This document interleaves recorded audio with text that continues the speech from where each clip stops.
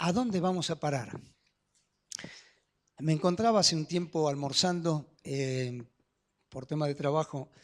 Estaba solo en un lugar almorzando y la televisión pasaba una serie de informes de catástrofes naturales, de dificultades que tiene el ser humano que enfrentar viviendo en este mundo. Y no sé cómo, bueno, sí sé, Dios quería que yo hablara con esa persona.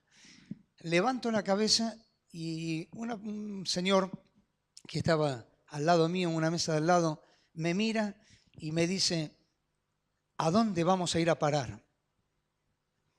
Y yo le iba a decir, mire, vamos a parar a la miércoles, me parece, porque si seguimos así, vamos a quedar... Pero no le dije nada, eso lo pensé.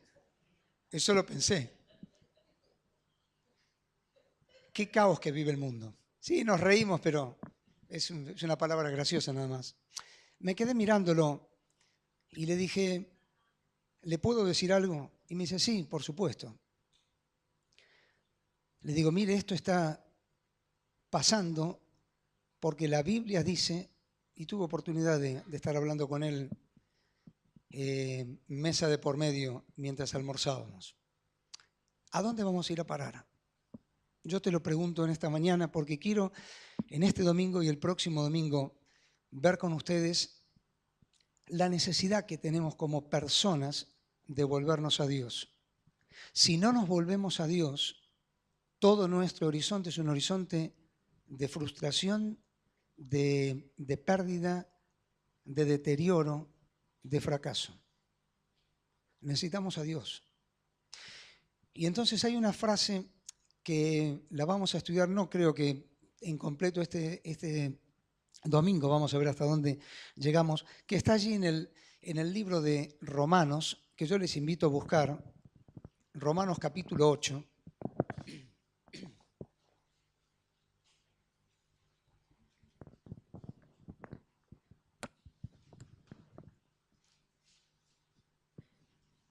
Romanos capítulo 8. Romanos 8, 18.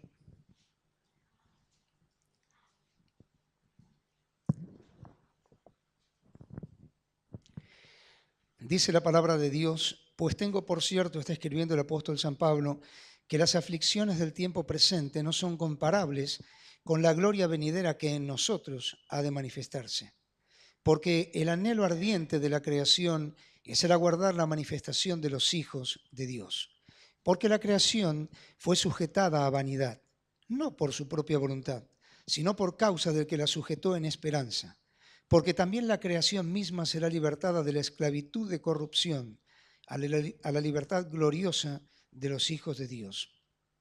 Porque sabemos que toda la creación gime a una y aún está con dolores de parto hasta ahora, y no solo ella, sino que también nosotros mismos, que tenemos las primicias del Espíritu, nosotros también gemimos dentro de nosotros mismos, esperando la adopción, la redención de nuestro cuerpo. Claro, cuando yo le hablaba a esta persona de estas cosas, mucho no entendía, y quiero compartir con ustedes algo que nos puede ayudar incluso en esta época en la que nos paramos frente a los desastres naturales, a las contingencias del tiempo. Por ejemplo, esta semana hemos tenido unos días terribles de temperaturas altísimas y a veces la gente se pregunta, como decíamos, ¿a dónde vamos a parar? ¿Qué es todo esto que está pasando? ¿Qué es lo que nos está sucediendo? Que hay lugares, por ejemplo, allí en Estados Unidos, Chicago, que tuvo esta semana 53 grados bajo cero de sensación térmica, 53 grados de sensación térmica. Yo veía un noticiero de una persona que tiraba agua y se convertía inmediatamente en polvo de nieve, del frío, de la temperatura tan tremenda. Y aquí en Campo de Mayo, acá cerquita, 47 grados de temperatura. Casi 100 grados de diferencia, más o menos, números redondos. Casi 100. ¿Qué es lo que está pasando? La creación gime. Y yo quiero pedirte que me acompañes a ver, a entender este concepto de la Biblia porque también nosotros gemimos, nosotros somos creación de Dios. Y el apóstol San Pablo dice, nosotros también gemimos. ¿Esperando qué cosa? Esperando la redención de nuestro cuerpo. Romanos capítulo 8 es un capítulo extraordinario de la Biblia. Martín Lutero decía la catedral de la fe. Y él decía, para mí es el capítulo más importante de la Biblia. A mí me parece que también. No es por hacerme amigo de Martín Lutero, pero me parece que también. Y si no es el más importante, está en el podio de los 3 más importantes de la Biblia, el capítulo central de la Carta a los Romanos. Y teológicamente, la Carta a los Romanos es el libro tal vez más importante del Nuevo Testamento. ¿Por qué? Porque nos va a enseñar una serie de verdades que son tremendas. Me encanta esta frase de Juan Calvino. Él dijo, cuando alguno comprende la carta a los romanos, esta epístola a los romanos, es capaz de entender toda la Biblia. Cuando uno se mete, yo te desafío a que lo hagas, que este año pueda ser un año en que tu lectura devocional se centre en la lectura y en el estudio, en el texto, en el contenido bíblico de Romanos. Si entendemos Romanos, somos capaces de entender toda la Biblia. Porque hay un tema que es central en Romanos y es el Evangelio. De hecho, hay muchos estudiosos de la Biblia que lo han llamado, así como tenemos el Evangelio según San Mateo, el Evangelio según San Marcos, Lucas, Juan, lo han llamado el Evangelio según San Pablo. ¿Por qué? Porque se destaca un concepto por encima de todo, que es es el Evangelio de Dios. Romanos va a hablar del tema central que nosotros tenemos que saber, que es el Evangelio de Dios. Mira, por favor, nos detenemos unos minutos porque esto vale la pena hacerlo.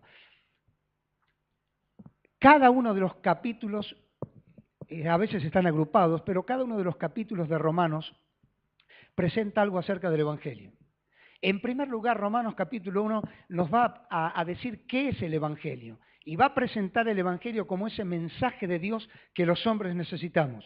El Evangelio es una buena noticia, de ahí proviene su nombre. Era la paga que se daba a aquellos que estaban en el frente de batalla y cuando regresaban con buenas noticias eran recompensados. Eso era el Evangelión. Eso significa una recompensa, algo que se da por una buena noticia. Y ese concepto fue tomado y en el tiempo bíblico fue utilizado para graficar lo que representa el Evangelio, una recompensa de Dios, un premio de Dios para los hombres que no merecemos nada. Y Pablo va a decir que el Evangelio es el poder de Dios. ¿Para qué? Para salvación. ¿Salvación de qué? De todo lo que nos rodea en este mundo y que va a la corrupción de esta creación que gime y cae. Para ello necesitamos ser salvos, porque además tenemos un alma. No es que transitamos por la vida y, como dice el refrán, muerto el perro, se acabó la rabia, se muere el hombre y chao. No es así. Puede ser en el perro, pero no es en nosotros. Tenemos un alma. Dios nos ha dotado de una capacidad extraordinaria en lo espiritual. Y esa capacidad que Dios nos ha dado es porque la vida nuestra trasciende más allá de este cuerpo material que tenemos. Y entonces Pablo dice, el Evangelio es poder de Dios para salvación a todo el que cree. Así que la primera condición que Pablo va a decir para hablar del Evangelio es que tenemos que creer en el Evangelio. Y entonces surge la segunda pregunta. ¿Por qué necesitamos el Evangelio? Y el capítulo 2 y 3 va a decirnos que necesitamos creer en el Evangelio. ¿Por qué? Porque estamos perdidos. Dice la Biblia, Romanos capítulo 3, que cada uno de nosotros se apartó por su camino. Estamos en caminos desviados. Cada uno se apartó por su camino. No hay ninguno de nosotros que busque a Dios. Ni uno.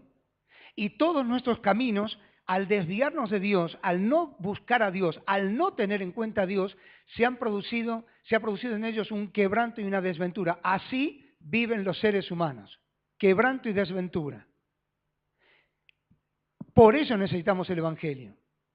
Porque no somos capaces de poder cambiar esa condición que tenemos innata en nuestra naturaleza, que ha sido caída y estropeada por el pecado. Entonces necesitamos el Evangelio. ¿Por qué? Porque el Evangelio es poder de Dios para salvación a todo el que cree. Capítulo 4. Pablo va a explicar cómo recibimos el Evangelio. Y entonces va a decir que para recibir el Evangelio se necesita ¿qué cosa? La fe. Y va a colocar el ejemplo de uno de los hombres más grandes de la historia y particularmente más grandes de la historia bíblica, que se llamó Abraham. Y va a decir que Abraham creyó en Dios más allá de todas las imposibilidades físicas que tenía, creyó contra la esperanza, es decir, no me importa lo que suceda, voy a creer lo que Dios dice. Y en esa cuestión de fe, de confianza en Dios, Abraham se presenta como el ejemplo por el cual podemos llegar a Dios, acercarnos a Dios y aceptar, recibir el favor de Dios, la fe. Por eso el libro de los Hebreos dice que sin fe es imposible agradar a Dios. ¿Qué es la fe? La fe es la certeza de aquello que se espera y la convicción de lo que no se ve. Todos tenemos fe. El tema es dónde está colocada la fe. Yo voy a un médico, me fijo en una cartilla, no lo conozco, no sé quién es, pero atiende problemas X. Entonces voy y pido un turno con él. ¿Por qué? Porque tengo fe. Si está prestando un servicio, si figura ahí, si estudió, puede ayudarme a solucionar mi problema. Fe, eso es fe.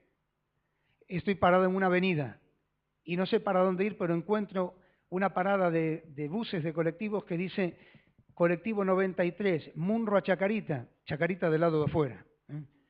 Y yo voy a Chacarita y entonces sé que el 93 me va a llevar. No sé quién me va a llevar, no sé por qué camino va a ir, no sé nada, pero allí deposito mi fe y voy y llego hasta donde tengo que ir. El Evangelio necesita la fe. Déjame preguntarte, ¿en qué tenés tu fe? Hace un tiempo hablaba con una persona y me decía, todo lo que tengo está guardado en una caja de seguridad. Eso es mi confianza. ¿Qué necedad? ¿Qué necedad? Podemos tener millones, ojalá tuviéramos millones, présteme alguno. Ojalá tuviéramos millones. Ojalá el banco tuviera el depósito y las cajas de seguridad solamente para nosotros. Pero no somos conscientes de que la vida es tan frágil que hoy estamos y que mañana no estamos, o que esta noche no estamos. Y tenemos que creer en el Evangelio. ¿Por qué? Porque estamos perdidos. Tenemos una eternidad perdida si no creemos en el Evangelio. Y en el Evangelio se cree a través de la fe. Capítulos 5 y 7 nos va a presentar los beneficios del Evangelio. Y me encanta porque lo citamos hoy a la mañana. El capítulo 5 dice, justificados pues por la fe, capítulo anterior. Tenemos paz para con Dios por medio de Jesucristo, por quien también tenemos entrada a esta fe, a esta gloria de Dios, y entonces allí pasa a describir todos los beneficios del Evangelio.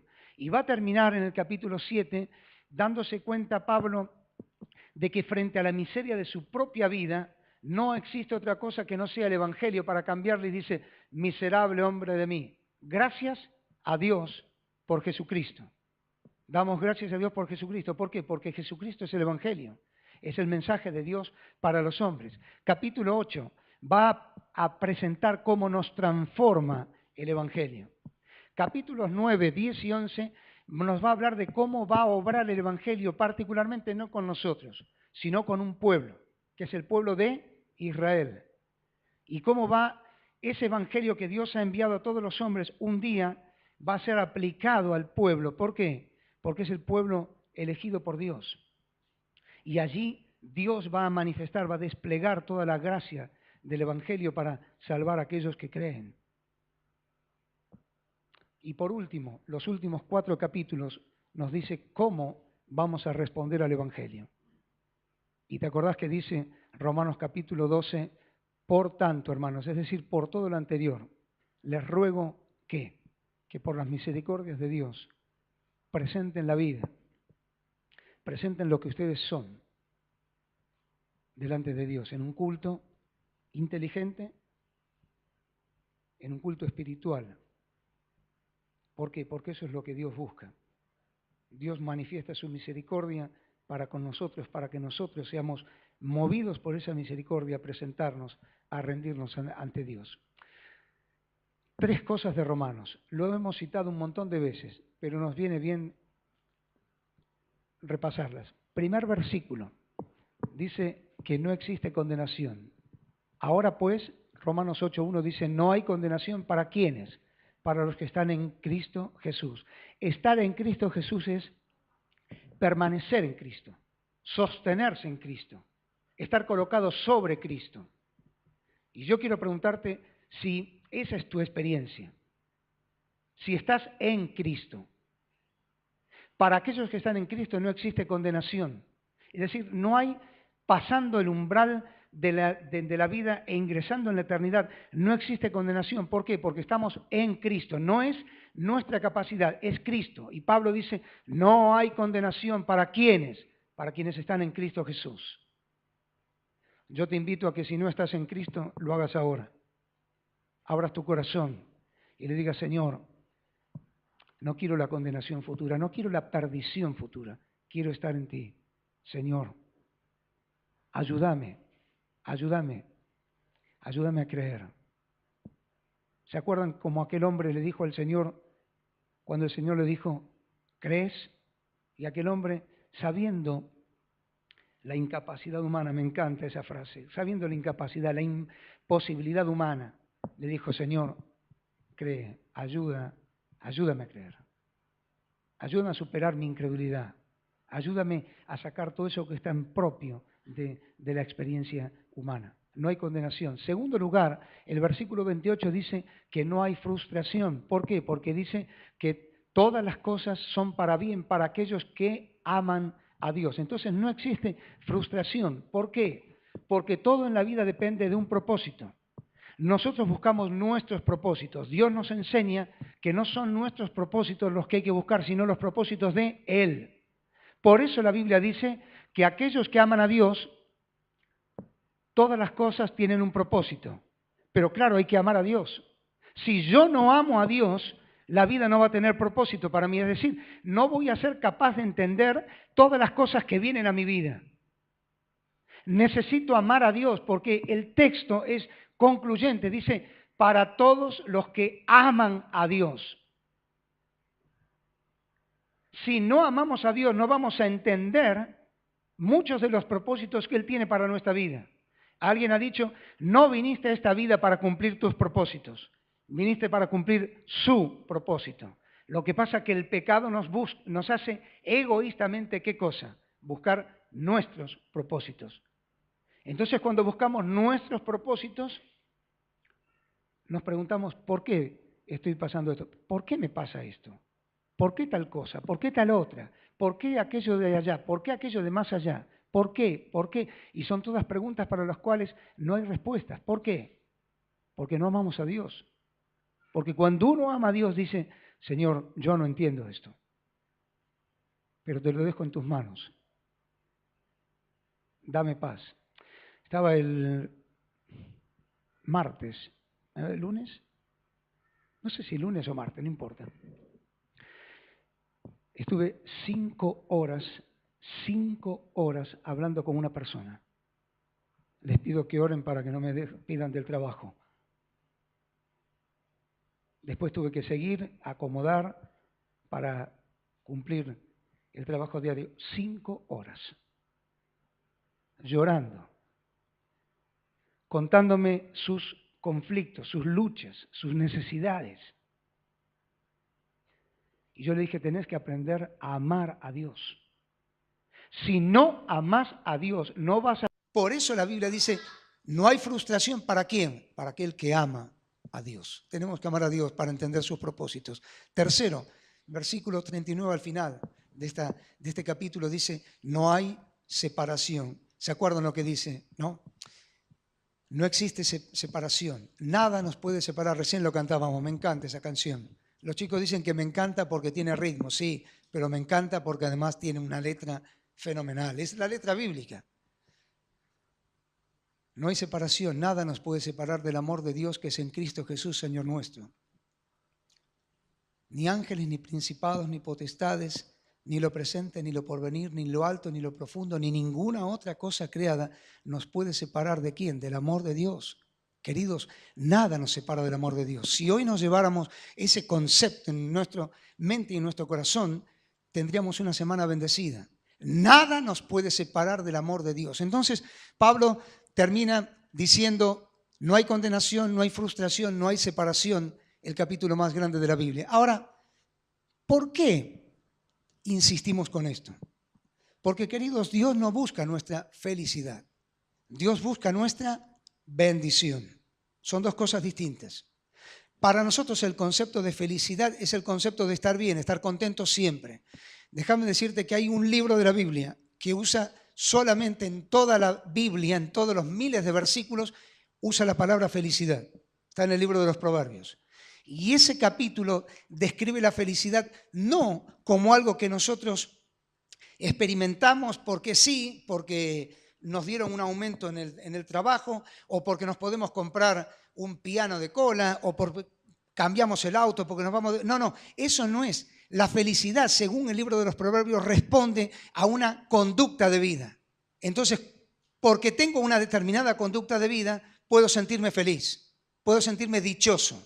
Es el único libro de la Biblia que utiliza la palabra felicidad. ¿Por qué? Porque la felicidad no existe.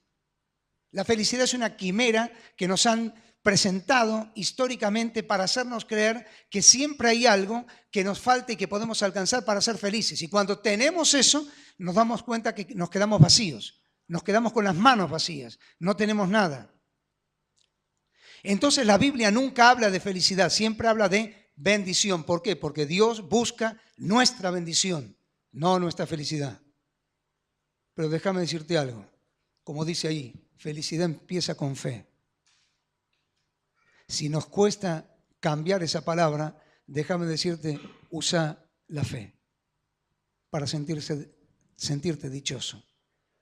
No hay separación, no hay condenación, no hay frustración.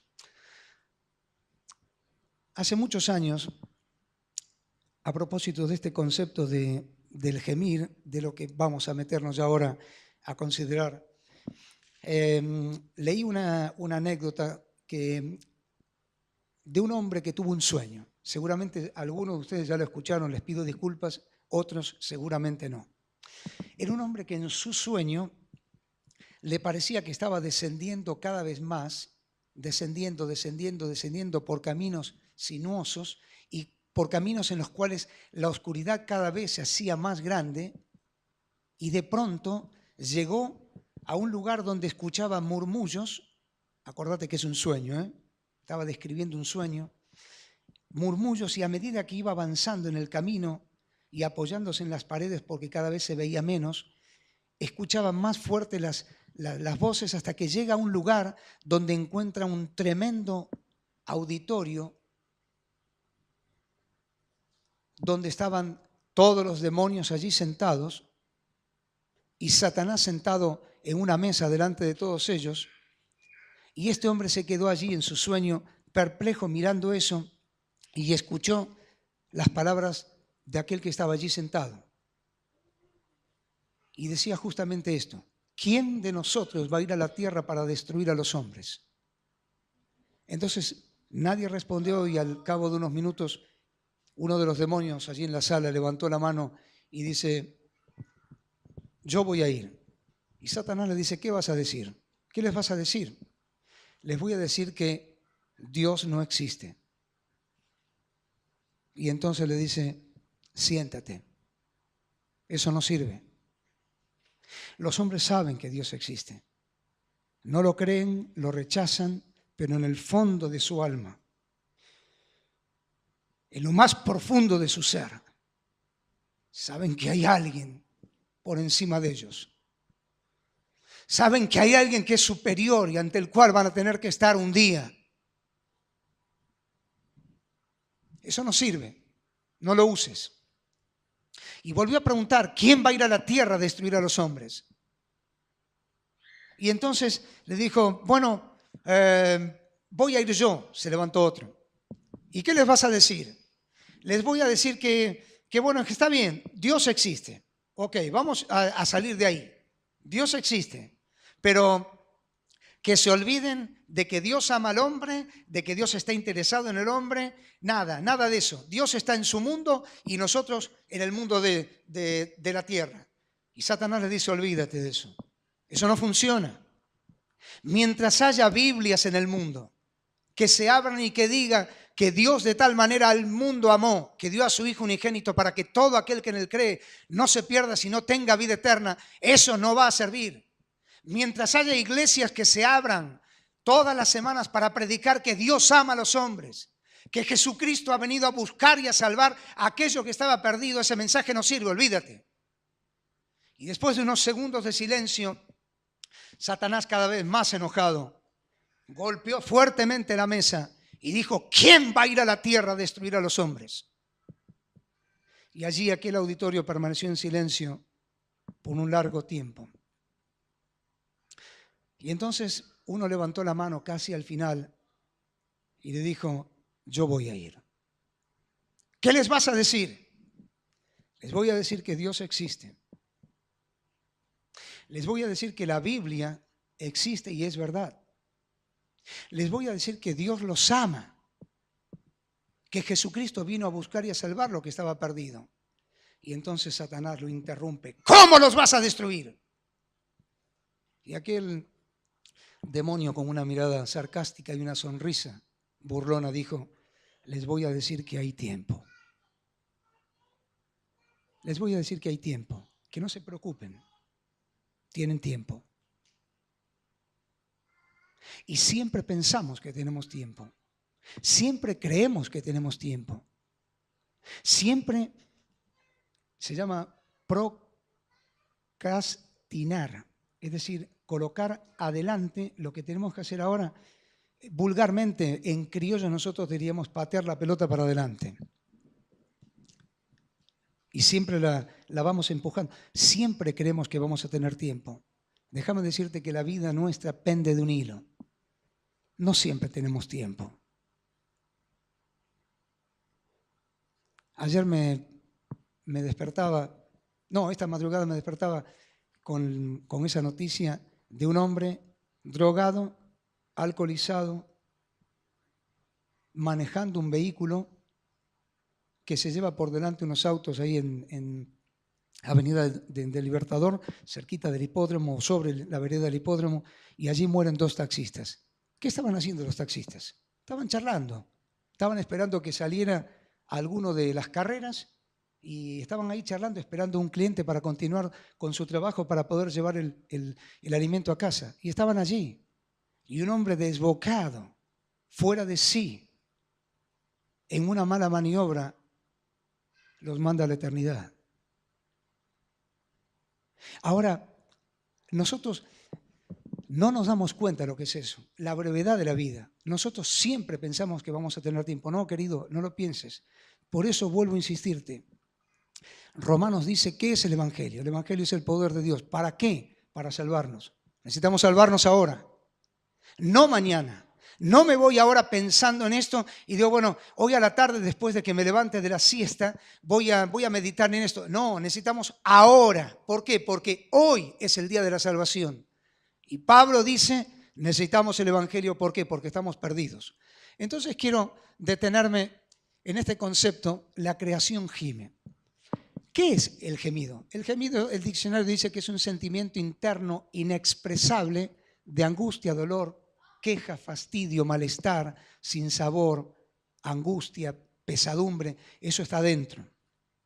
Y cuando la Biblia dice la creación gime, está diciendo esto: la creación está molesta, está insatisfecha. ¿Por qué? Porque el concepto de naturaleza nosotros lo hemos modificado. La palabra correcta es natura. Todo lo natural, en la antigüedad, natura, nacere, de ahí viene el concepto del nacimiento, todo lo natural, era aquella condición de vida que no estaba modificada. ¿Qué lo cambió? ¿Qué cambió la creación? Lo cambió el pecado. El pecado, cuando entró en el mundo, cambió todas las cosas. Entonces usamos nosotros este concepto de naturaleza, porque esta palabra lesa significa una lesión, un agravio, una herida infligida desde afuera. ¿A quién? A un X objeto. En este caso la naturaleza. Entonces la naturaleza está herida. El pecado lastimó a la naturaleza, así como nos lastimó a nosotros. Y entonces esa idea, una naturaleza que gime, es justamente eso. una naturaleza que está herida, lesionada, lastimada por el pecado. Hace algún tiempo leí un artículo muy interesante sobre las condiciones, una investigación sobre condiciones ambientales bajo este título: ¿quién salva a la tierra? ¿Quién salva a la tierra? Y allí presentaba, entre otras cosas, yo lo extracté, estos 4 conceptos. Hablaban del delicado estado de salud del planeta, el desequilibrio ambiental, los cambios climáticos, y me impactó tremendamente este último punto: el deterioro ¿de qué? De la condición humana. Entonces, cuando uno mira estos problemas, que era lo que yo le decía a este señor del almuerzo, uno no puede salir de lo que dice la Biblia. ¿Qué dice la Biblia? En palabras del Señor Jesucristo. Ustedes lo recuerdan. Mateo capítulo 24. Va a venir un momento en el cual el mundo, la naturaleza, la existencia humana se va a ver envuelta en una serie de condiciones difíciles de sobrellevar.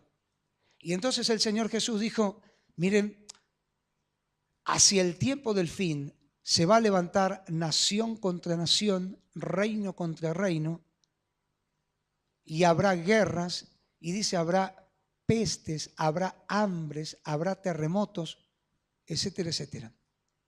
Ahora, queridos, yo tenía estos conceptos de ya hace unos 12, 15 años atrás, y me volví esta semana a meter para actualizar todos estos datos. ¿Sabés por qué no le damos atención a esto? No le damos atención a esto porque estamos metidos en nuestras cosas. Entonces no somos capaces de escuchar lo que pasa alrededor. ¿Para qué? Para comprender que la Biblia tiene la verdad. La Biblia tiene la razón. Era lo que yo le decía a este hombre: mire, necesitamos creer lo que dice la Biblia. Para usted puede ser una locura absoluta. ¿Qué voy a creer en un libro que fue escrito o que contiene historia de tantos años atrás? No. Billy Graham decía, ese extraordinario predicador: la Biblia es más actual que el periódico de mañana a la mañana. ¿Por qué? Porque ya me está diciendo lo que va a pasar. Dios no juega a las escondidas con los hombres. Dios nos dice siempre la verdad. Y la Biblia nos está diciendo: señores, cerca del final van a tener una condición de vida difícil sobre la tierra.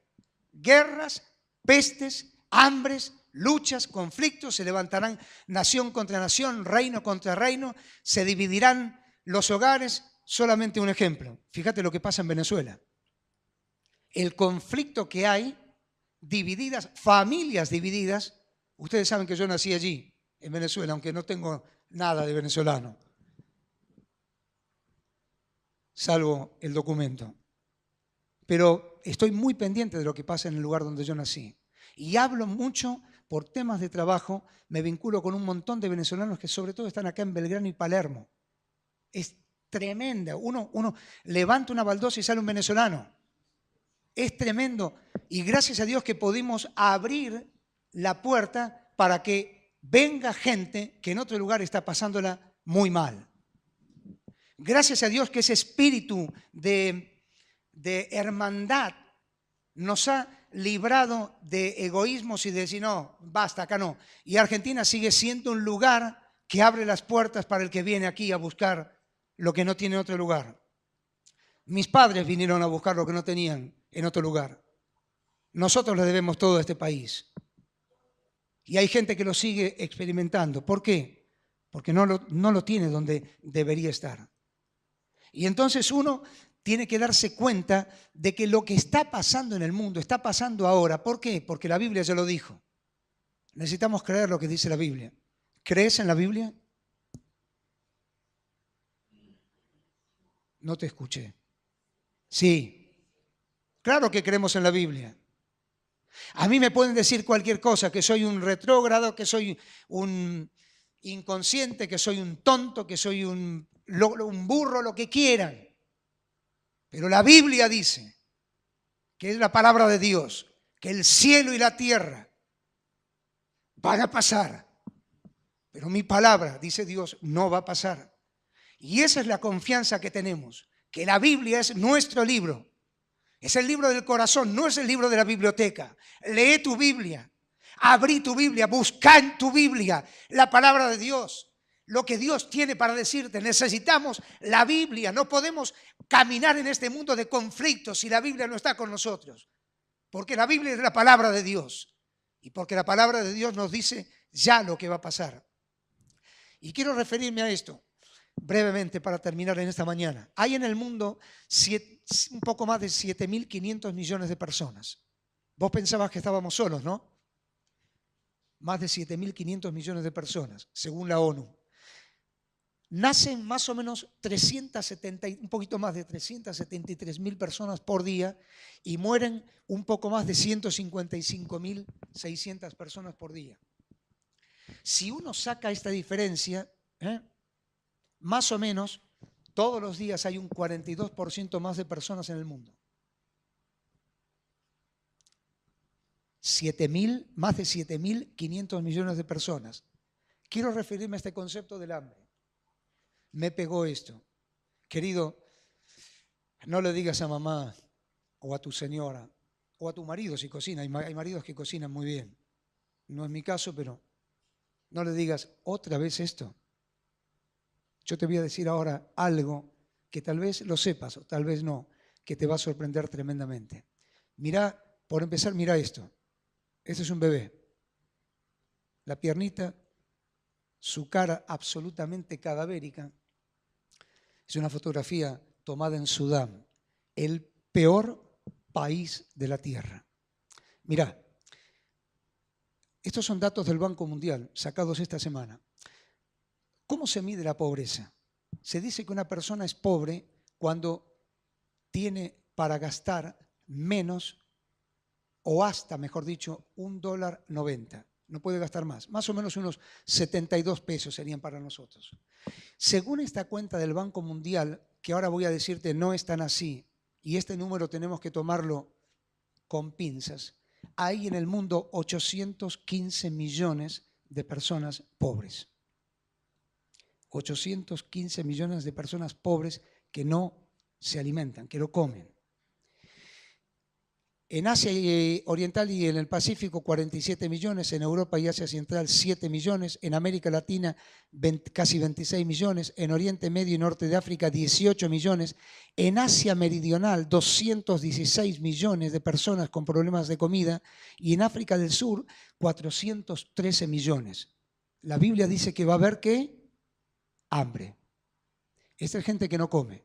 Este es un número frío de una pantalla. Pero atrás de cada uno de esos números hay una persona, hay un niño que no come. Las Naciones Unidas han inventado un índice que se llama pobreza multidimensional. Ahí están las siglas en inglés y en castellano. El índice de pobreza multidimensional. ¿Qué es esto? Bueno, es una forma de que los gobiernos disimulen un poco la pobreza. Y entonces, ¿qué hacen? Miden la calidad de vida, la educación, el agua potable, si tenés electricidad, si hay piso en tu casa, si tenés acceso a algún bien. Y entonces ese número parecería que se achica, pero en realidad no. No, cada vez es peor. Todos saben que a casa viene 2 veces por semana Mario. Mario junta cartones. Y entonces a Mario siempre le damos para el que piense lo contrario, ya le dimos una Biblia. Y ya le dimos folletos. Pero le damos siempre un poco de comida. Yo le junto algunos cartones, algo de ropa. Y uno puede decir, Mario tiene 72 pesos por día. Y no sé, tal vez sí, con lo que busca en la semana y con lo que vende, juntando cosas por la calle, puede ser que llegue a 72 pesos. 72 pesos no es una locura, no es una fortuna.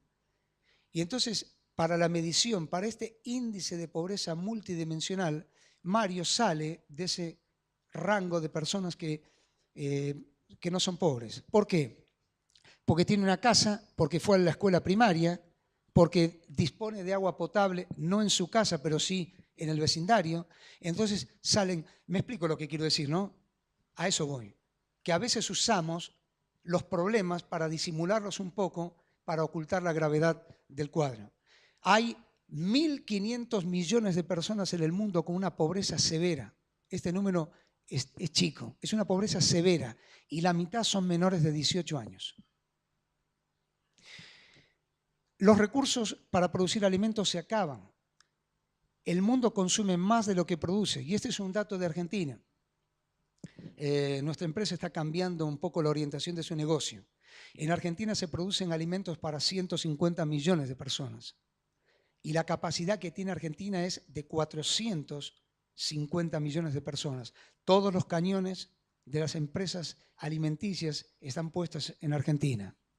¿Por qué? Por la extensión de tierra, por la riqueza de tierra y la posibilidad de grano, de obtener grano para alimento. El mundo está con problemas de hambre. Cada día mueren de hambre en el mundo más de 25.000 personas. De ellas, 6.500 son niños, 6.400, niños chiquitos, menores de 4 años. En Sudán muere un niño cada 12 minutos a causa del hambre y de las enfermedades que provienen por el hambre. Claro, si no como, no tengo defensas. Si no tengo defensas, me pasa cualquier cosa y me muero. Y más en un organismo tan vulnerable que no ha terminado su desarrollo y su crecimiento como son los niños. Cada 12 minutos muere un niño. Desde que nosotros estamos aquí, han muerto unos cuantos niños.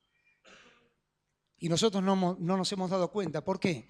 Porque a veces estamos tan metidos en nuestras cosas que no nos damos cuenta de lo que dice la Biblia. Señores, hacia el tiempo del fin va a venir hambre. ¿Por qué? Porque la creación está gimiendo. Más de 2.200 millones de personas pasan hambre en el mundo.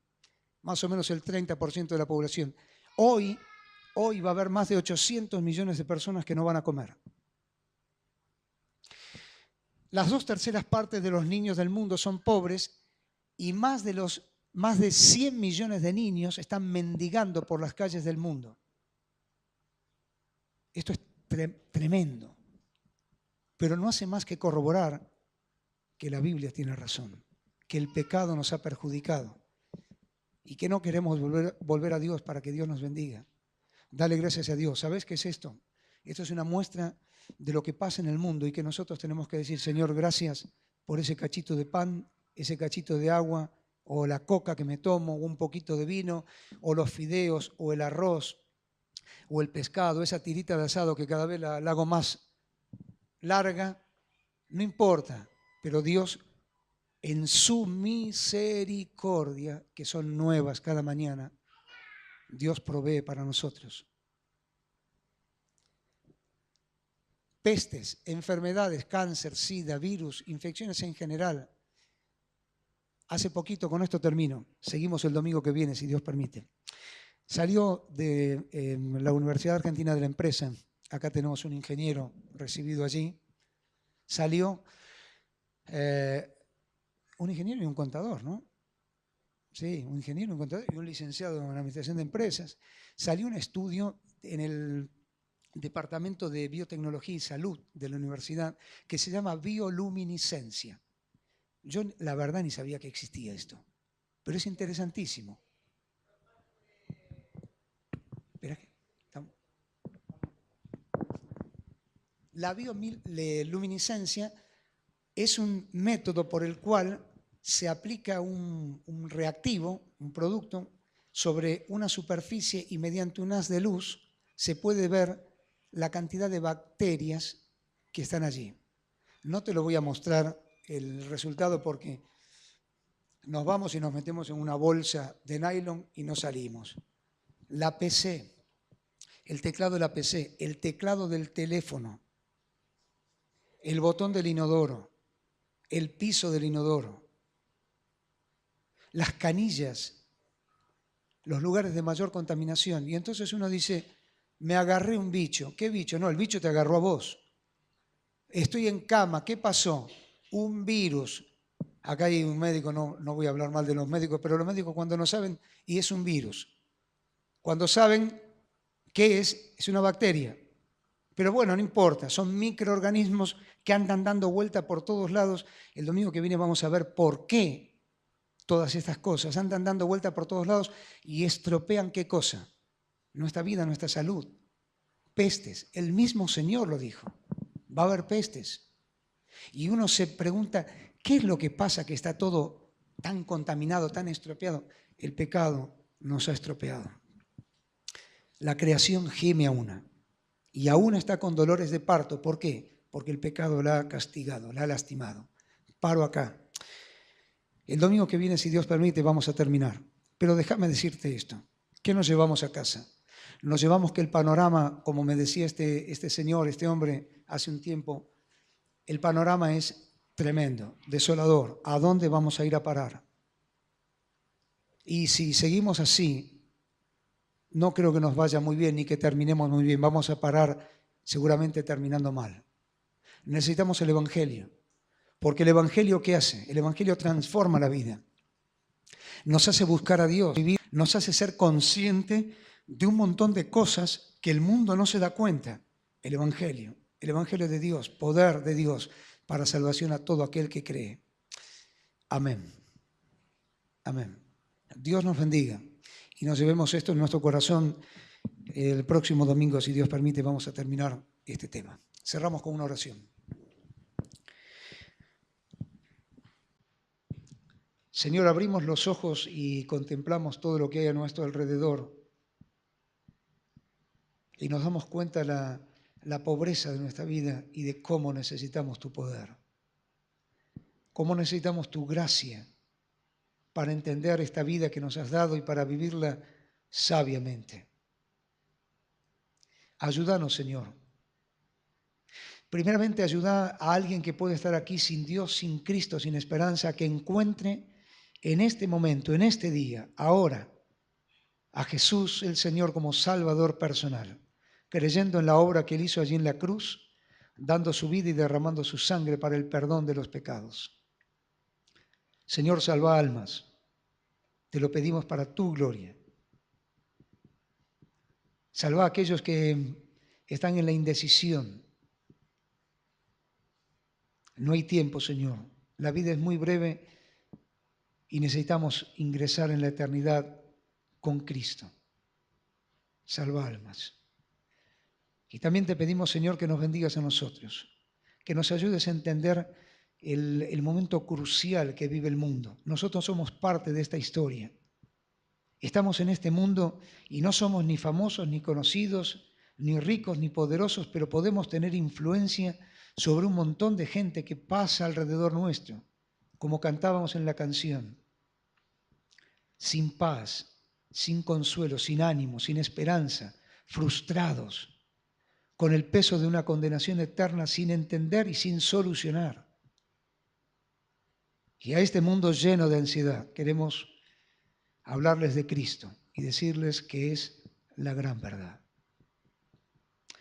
Señor, ayúdanos. Despedinos ahora con tu paz. Danos una semana de bendición espiritual.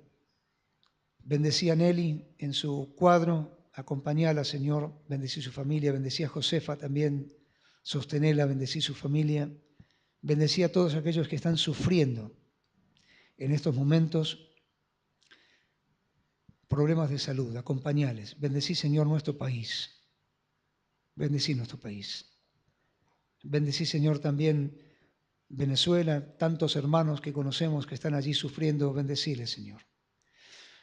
Gracias porque podemos abrir el corazón y decirte, contarte nuestras necesidades, sabiendo que las conoces y las entendés. Y vas a obrar según tu propósito para nuestra bendición. Nos ponemos en tus manos, nos despedimos y te damos gracias por todo. En el nombre del Señor Jesús. Amén.